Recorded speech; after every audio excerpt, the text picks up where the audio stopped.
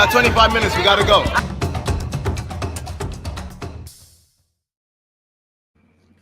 Hey. Heyo, happy Wednesday, guys. Wednesday, everyone. My name is Janelle Villiers. That over there is Winston Broderick. And we are your hosts of Say That Channel, where we are unapologetic about talking about the ugly come up of entrepreneurship and small business ownership. We're super excited to be with you guys today on this, well, if you're on the East Coast, this hot Wednesday afternoon. Well, most of the country is hot. And we love to get the topics that you guys send to us, but we only have 25 minutes to answer the topic question of the day. And, you know, when we run out of time, it's so sad, especially when we have guests, you know? And so if you ever want to catch overtime with our guests, go become a Patreon member of ours. There's a link right there. It's also in the description. Please do that. And if you don't want to do that, hey, look, subscribe to YouTube. Make sure you share, like, and ring that notification bell so you don't miss an episode. So we're really excited to be with you here today for another Wednesday. All right, let's see what we got on the topic today. Should you quit your job? Should you quit your job? I don't know. Should you? I'm going to be very transparent. You guys know that we share as much, or we try to remain as transparent as possible here with you guys. I recently did resign from my job. As of June 3rd, I no longer work for Sarah Lawrence College. And so I am a full-time entrepreneur. And it feels good to be here amongst you all. And I can tell you that for me, the decision to quit my job didn't come from a place of I was financially stable in my entrepreneurship and now let me switch over. It was more about my mental health. That to me, nobody was thinking about my mental health except for me. And it was time for me to make that number one. And so that was the impetus for me to quit my job. But would I recommend that everybody do the same thing? Thanks, Michael. Would I recommend everybody do the same thing under the same circumstances? Yes, if it's for your mental health and you already have something on the side that you are building. So it wasn't like I'm starting from scratch, to be fair. But I think the more logical way to go about it certainly is you build up a certain amount. I would say so that way you at least have 2 to 3 months worth of money saved up so you can pay your bills outside of the money that you bring in from your business. And then you can go ahead and do it. Then you're not running your business from a place of freaking out and like, oh my God, how am I going to pay my bills? I need this money. Like you're basically going out there hunting each time and it seems aggressive, and people can feed that or feel that energy off of you when you're that needy, I guess. Yeah, for sales and stuff. That's a good one. So I recommend you do it with I shouldn't say a ton, but a significant amount of savings to be able to hold you over for the first couple of months while you're building. Again, I'm not here to knock anyone's mental health. And so like if your mental health is significantly being impacted by your 9 to 5, try to figure out how to exit as soon as you can. And maybe that for you, that's getting another job. So I'm not here saying nobody get a job, but maybe it is getting another job, or maybe it's getting a job that like is a much lower level. So that way you can more focus on your entrepreneurship journey. That's like another option. I mean, there are many different ways that you can go, but I really do feel like it's an individual thing. Anyway, that's what's happening for me right now in my personal journey. Winston? No. Great point. Yes, I think there's a couple ways to look at this. One, for me, I've actually I've left different careers and jobs, but I've never actually quit any of them. So my transition with real estate came just because the market shifted, big collapse back in 2009. I bounced around to a couple firms, and then again, never like officially quit. It just that kind of industry, the way I was working it was a commission-based job, so it just wasn't making any sales or rentals, and therefore I got priced out essentially because it just wasn't making any money. So I just didn't go to work one day. And then in fitness, same thing. The pandemic happened. I actually had planned for a long time, similar to how Janelle was talking about, to leave that company, but just wasn't there financially. But the pandemic happened. The gyms all closed. And then when I had the opportunity to go back, I don't necessarily know if I was thinking about it from a mental health perspective. I just know I had a trip planned at the time and I literally could not go back. And they just told me if I didn't show up, then there would be no opportunity there for me. And so I was essentially let go. So to answer the question, when I was thinking of leaving a job, I would have addressed it the way Janelle said. I would have looked at it and thought about financially, where was I? I would have had a couple months of bills. At the time I was working through some mortgage things. So there's just certain things I would have factored in. But if I look at this from a broader standpoint about jobs as a whole, I feel that there is a move for people to leave traditional job settings. And I would say that just because there's a lot of opportunity in the gig space right now.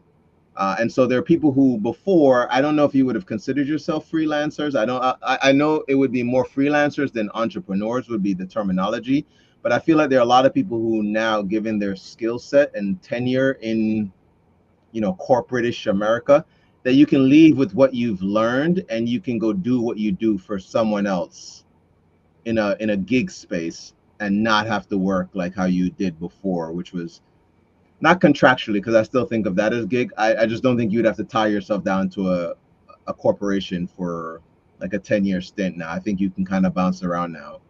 I also think that there are people and there's a space now to do multiple things, and it's invited that people are multifaceted in what they bring in for income.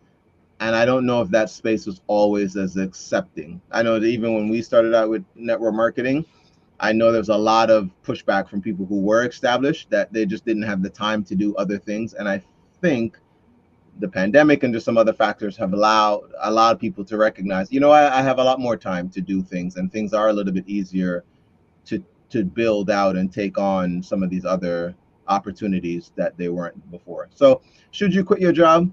I think there are a ton of things that factor into it. I like what you said, Janelle. I definitely think mental health is probably at the top. But financially, I think there are a lot of opportunities that people are losing out on because you are in a place for 8 hours, and many companies don't want you while you're there trying to do other things or building other things. And I know a lot of people who go to a WeWork office and they can go there and run 3 different businesses from their WeWork office space, from trading stocks to doing different things to coaching to podcasting to so on and so on and so on.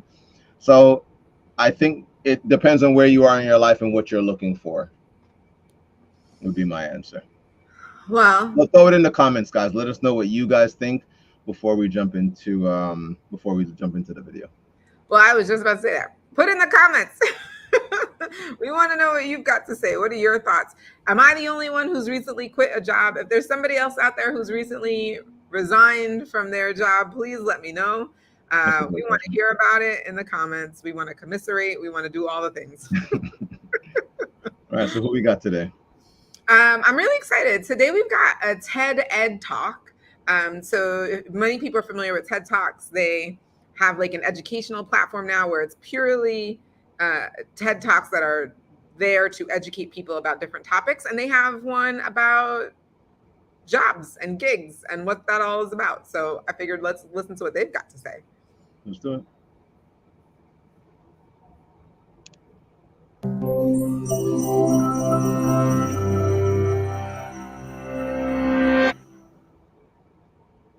The year is 1194. Maurice de Bracy, enemy to the English crown, is locked in combat with a mysterious Black Knight. Suddenly, the Black Knight gains the upper hand and whispers his true identity in de Bracy's ear. King Richard the Lionheart of England. De Bracy yields. Later, de Bracy offers to let King Richard use his army of free lances, mercenary soldiers who were free to use their lances in service of whoever paid the most. That's how it plays out in Sir Walter Scott's 1819 novel, Ivanhoe. Scott didn't coin the term, but it was probably this use that stuck and evolved to describe someone who works independently of any single company. That independence seems to make people happy. A 2016 survey of freelancers in 6 countries found that those who freelance by choice, 70% of respondents, by the way, were happier than people in traditional jobs, specifically when it came to things like independence and flexibility in terms of where and when they work. In a survey conducted in the US, half of freelancers said there was no amount of money that would convince them to rejoin the traditional workforce. At some point in your life, maybe even now, you might wonder whether freelancing is right for you. You'll need a few things to be successful. First, you'll need a skill that's in demand. This can be as universal as driving a car to as specialized as neurosurgery, and it can be in pretty much any field. The more people who want your skill, and the fewer people who have it, the more you can charge for your services. Next, you'll need to transform yourself into an entrepreneur. Before freelancers can do any work, they have to find it. That takes marketing your services, negotiating contracts, building a network of satisfied clients, and a whole set of administrative skills like project management, time management, and accounting. And thirdly, if you can afford it, it's probably a good idea to budget for some benefits for yourself and maybe your family. Freelancers don't automatically get perks that some salaried jobs offer, like paid vacation or sick leave, life insurance, college tuition, or retirement plans. In countries like the US, where the government doesn't provide healthcare to most people, freelancers are responsible for that too. Freelancing has been around for a long time, but digital freelancing platforms like Uber, Lyft, and Fiverr are pretty new. They say they'll connect you with clients and take care of some of the entrepreneurial and administrative stuff so you can focus on the work. But there are some hidden costs to consider. First, your life may not be as flexible as you think. For example, if you're a rideshare driver, you get to choose when to work, but not how. The app recommends what route to take, enforces how you act with the threat of low customer ratings, and sets your rate. Those rates may be so low that you end up working more than if you had a salaried full-time job. Speaking of rates, it can be hard to figure out exactly how much money you'll make. Earnings vary based on location, platforms might advertise hourly rates that don't factor in expenses, and large-scale data on actual earnings is sparse. One of the largest data sets we have is from Uber. It contains 740 million trips by 1.8 million drivers between 2015 and 2017. Researchers analyzed these figures in a 2018 paper and found that once you deduct Uber's cut and the cost of business expenses, drivers' average earnings dropped from about $22 an hour to about $12 an hour. And buying benefits would reduce that number even more. And there is a lot of variability in working conditions across different gig platforms. For example, the company 99 in Brazil operates a rideshare platform that many people use to deliver packages. Drivers are matched with shippers, and 99 takes a cut. The company's terms and conditions hold both the shipper and the driver liable for anything that could go wrong, including things like if a package gets stolen.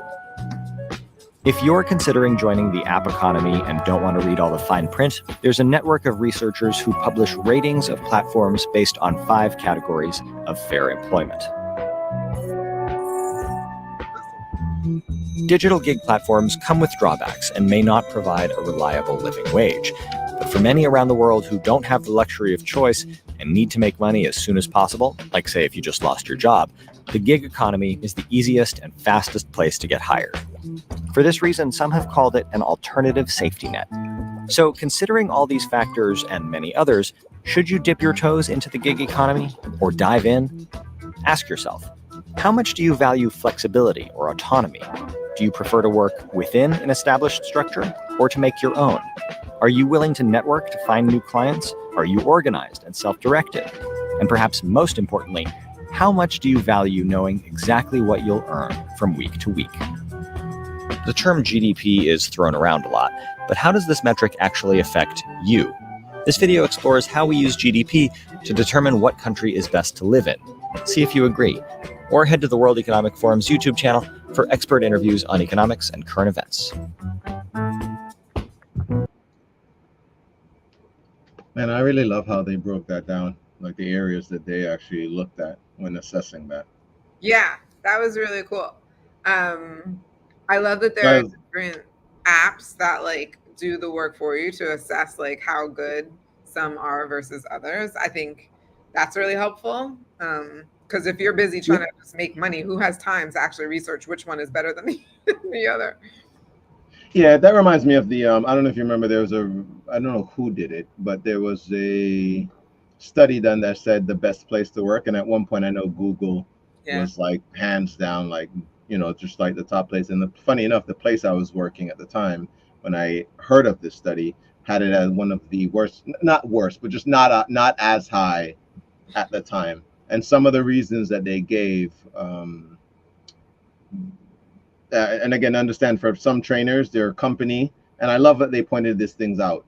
The company is the brand that people are coming to. You just happen to be someone that's servicing that in that brand, right?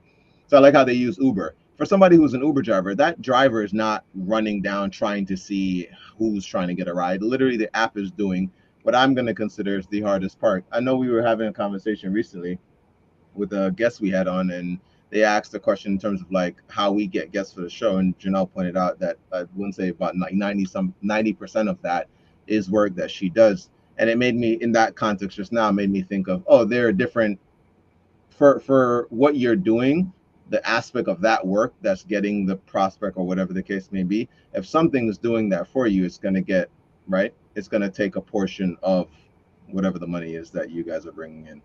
So I like that point, because I've had people who've talked poorly about Uber, and in my mind, I'm like, no disrespect to those guys, but they don't get any of the customers. They are doing the driving part, which I know for them is what they feel is the hardest part of it. But without that customer, who are you driving? And if the Uber drivers aren't really making any money, I mean, I don't know how sustainable this is.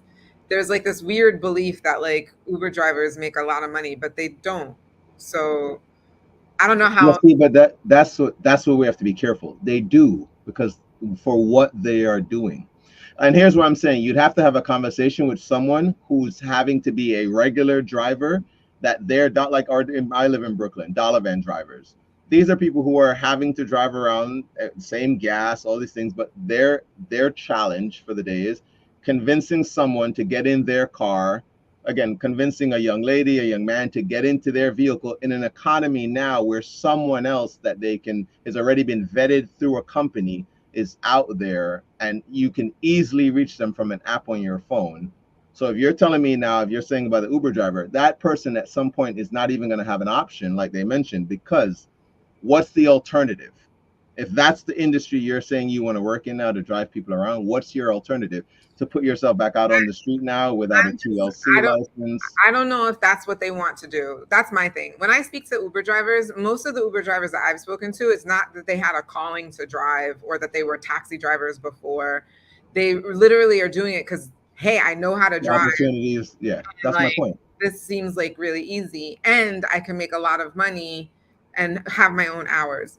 Since that has been the thought for a very long time, when I have spoken to Uber drivers, even up to recently, they'll tell me I'm not making enough money to like, they get stuck in a loop because they don't know, to your point, if they get off, zero money is going to come in, but the money that they make is so little compared to what they thought. It's actually less than I don't know.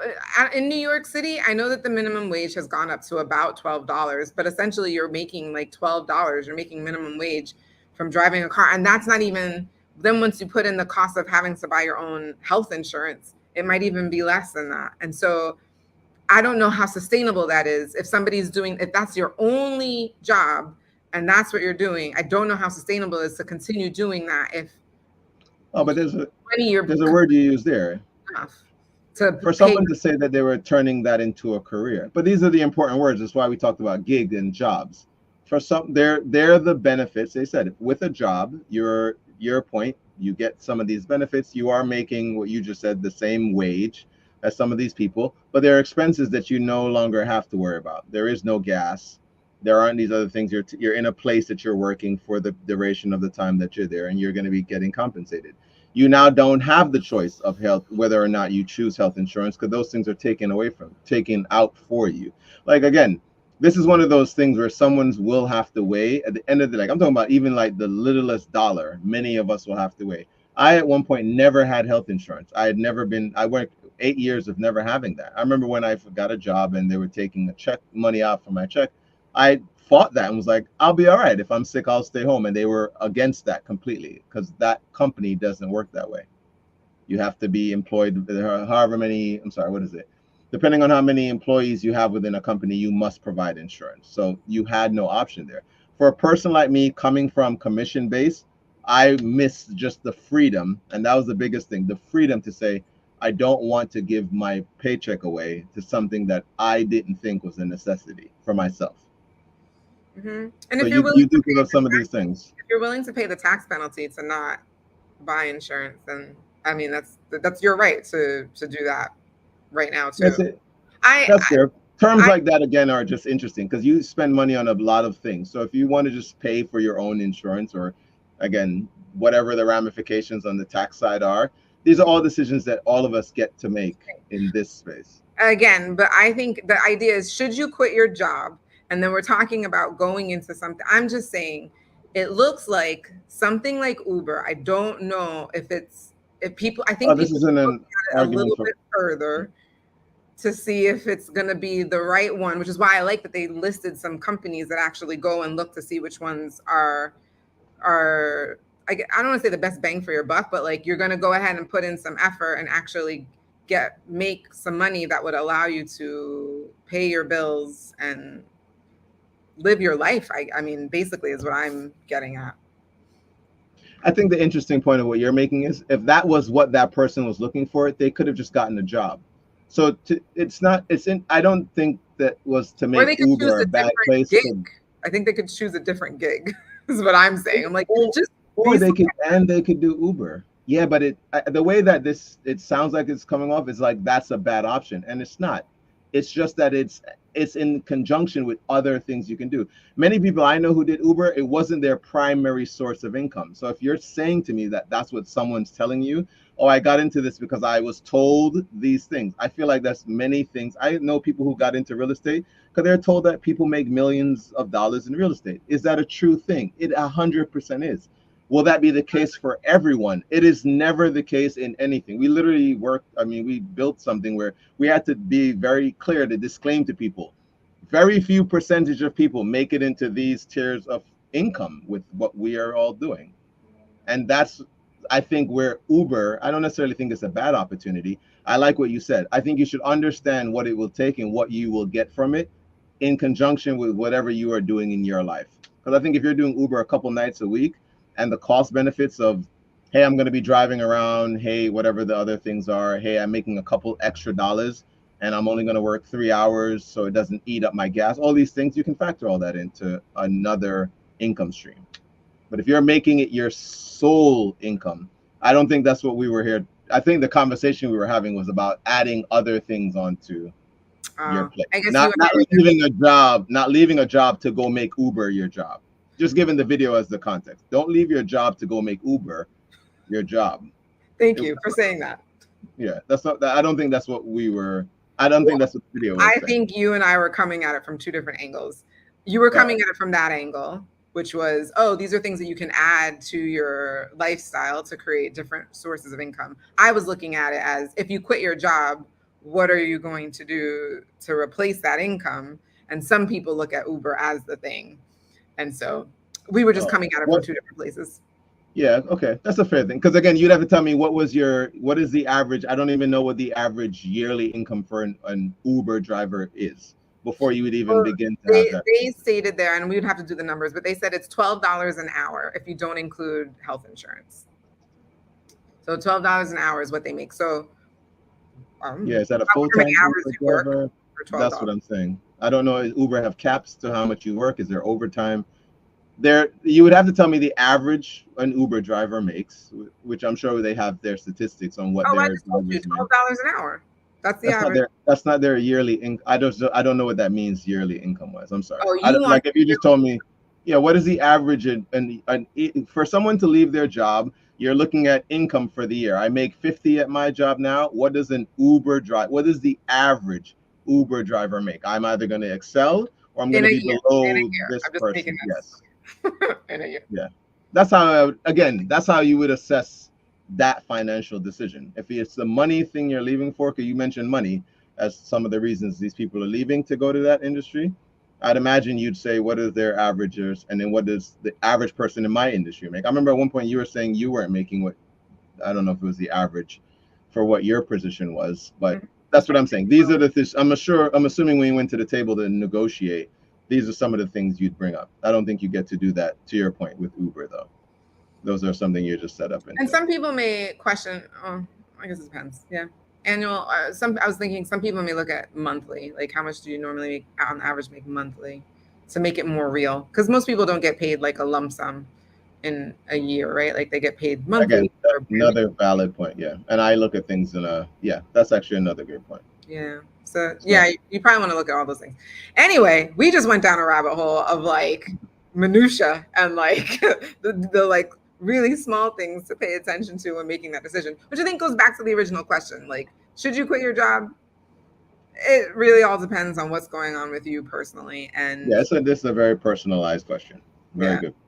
Yeah. I don't think you can just generalize this and say these things. And so, because money is a great reason, and to the video's point, you can make money or earn money doing a lot of different things. Yeah, I wish they would have talked about other apps. I think other companies. Yeah, that would have helped. That would have helped.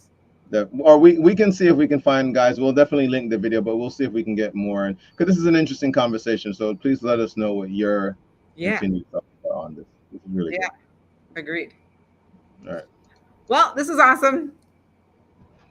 We'll see you guys quite shortly. Make sure you don't miss an episode. Like Janelle said in the beginning, make sure you guys like, subscribe, hit that notification bell so you know when we bring you new content on Wednesdays. Or if you are checking out our content from Monday, definitely make sure you do that. But until we see you guys next time, as always, remember, you deserve the good life. Say that. We'll see you guys. Stay safe out there.